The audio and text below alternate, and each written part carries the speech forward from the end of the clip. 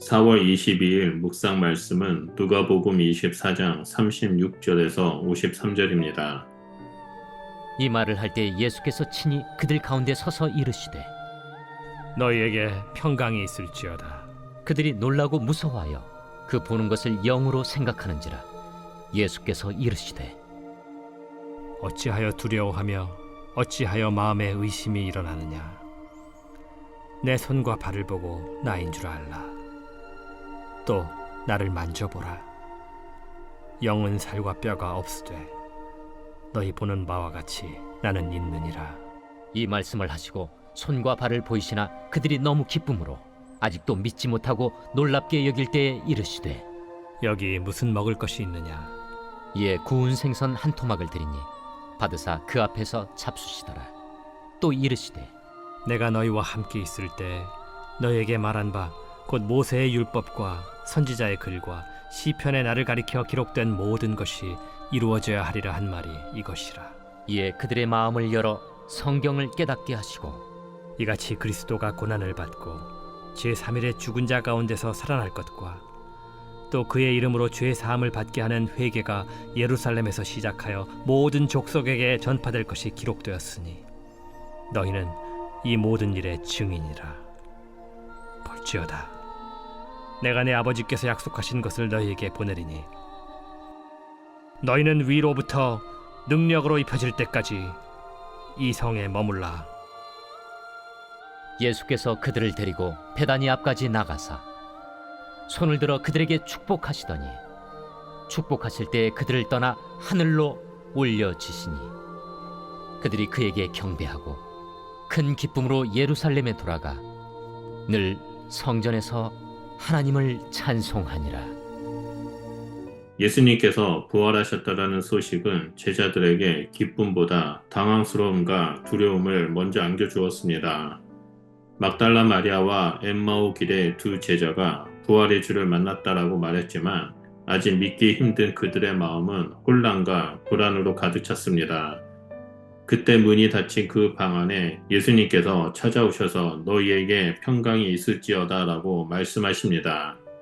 이 한마디는 두려움에 묶인 제자들의 마음을 풀어주는 열쇠와도 같았습니다. 오늘 이 말씀은 두려움에 잠식된 우리의 영혼을 향한 예수님의 초청입니다. 예수님께서 부활하신 후 제자들에게 나타나신 이 장면은 단지 사건의 기록이 아니라 오늘을 사는 우리에게 주시는 부활 신앙의 본질을 가르쳐 줍니다.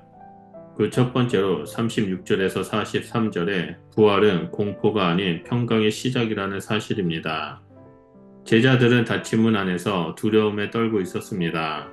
그들에게 예수님께서 나타나셔서 너희에게 평강이 있을지어다라고 말씀하십니다.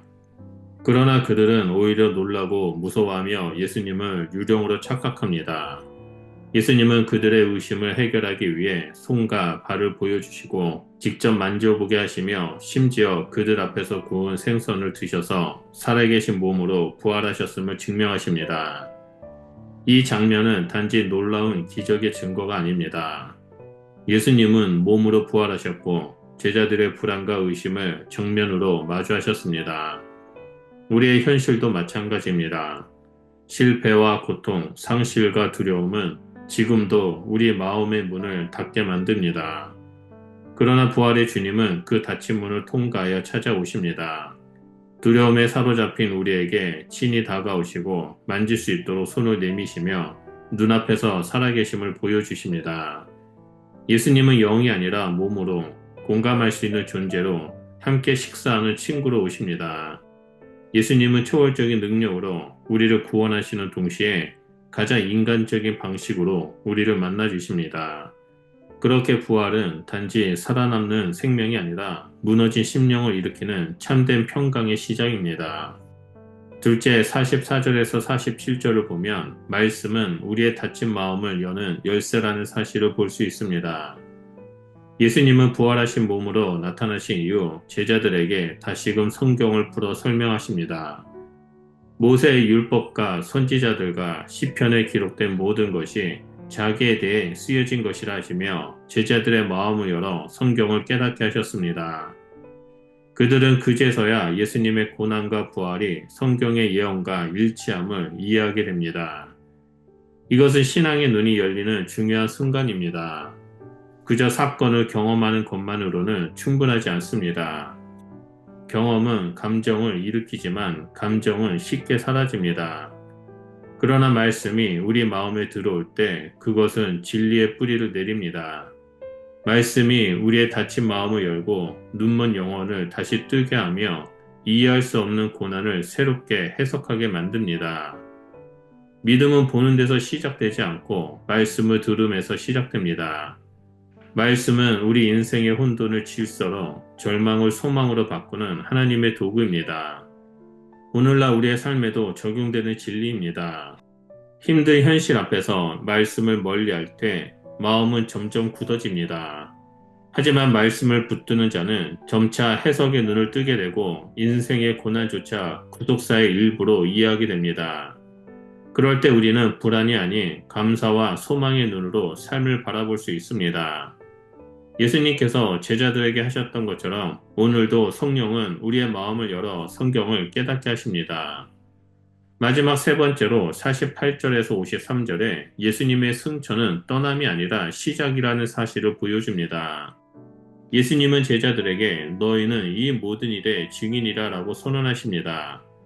그리고 아버지께서 약속하신 것을 기다리라고 하시며 그들을 축복하시고 하늘로 들려 올라가십니다.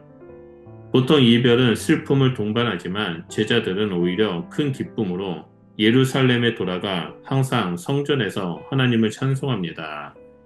예수님의 승천을 목격한 제자들은 슬퍼하지 않았습니다. 그 이유는 예수님의 승천이 단절이 아니라 연결이기 때문입니다. 하늘로 오르신 예수님은 제자들을 떠난 것이 아니라 그들을 위한 더 깊은 약속을 준비하시기 위함이었습니다. 바로 성령을 보내심으로써 그들과 항상 함께 하시려는 하나님의 계획입니다. 예수님의 승천은 교회의 사명이 본격적으로 시작되는 순간입니다. 제자들은 이제 예수님을 목격한 자로서 말씀을 깨닫는 자로서 증인의 삶을 살아가야 합니다. 부활은 단지 기쁨의 사건이 아니라 증언의 출발점입니다. 그 기쁨은 예루살렘 성전에 머무는 데서 그치지 않고 세상 끝까지 나아가야 했습니다. 우리 역시 마찬가지입니다. 예수님의 승천은 곧 우리를 향한 사명의 시작이며 우리의 삶이 하나님 나라의 확장을 위한 통로가 되도록 부르심을 받는 것입니다.